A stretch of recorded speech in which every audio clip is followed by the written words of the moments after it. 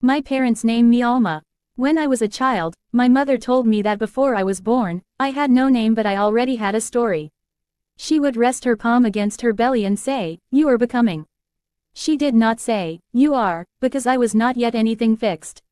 I was not a profession, not a temperament, not a believer or skeptic.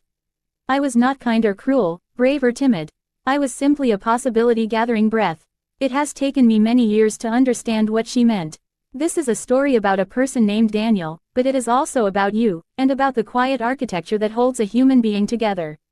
It is about the invisible thread that runs from the first cry to the last exhale, weaving together memory, body, language, and choice into something we call identity. Daniel grew up in a small coastal town where the sea was both a boundary and an invitation. The houses were painted in fading pastels, and the wind carried salt and rumor in equal measure. In a place like that, everyone knew who you were before you did. You were the baker's son, the teacher's daughter, the quiet one, the loud one, the clever one, the troublemaker. Identity was assigned early and repeated often. Daniel was the thoughtful one.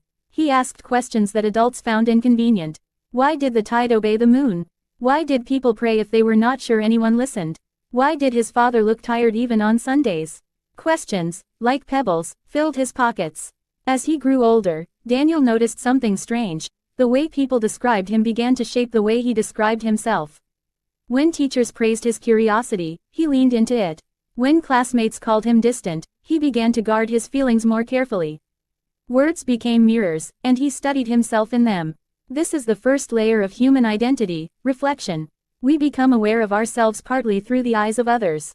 A child sees delight on a parent's face and thinks, "I am delightful." A child sees irritation and thinks, "I am irritating." The self is not born fully formed, it is negotiated. Daniel's father was a fisherman who believed in effort more than introspection. "The sea doesn't care who you think you are," he would say.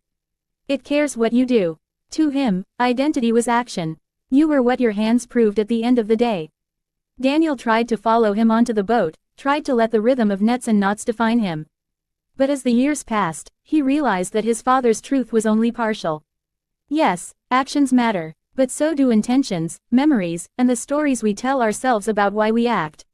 One evening, after a long day on the water, Daniel asked his father, "If you stopped fishing tomorrow, who would you be?" His father laughed. "I would still be me." "But who is that?" Daniel pressed. His father had no answer, not because he lacked one, but because he had never separated the man from the motion. For him, the question felt unnecessary. Daniel carried that unanswered question into adulthood. When he left the coastal town for the city, he felt the first sharp fracture in his identity.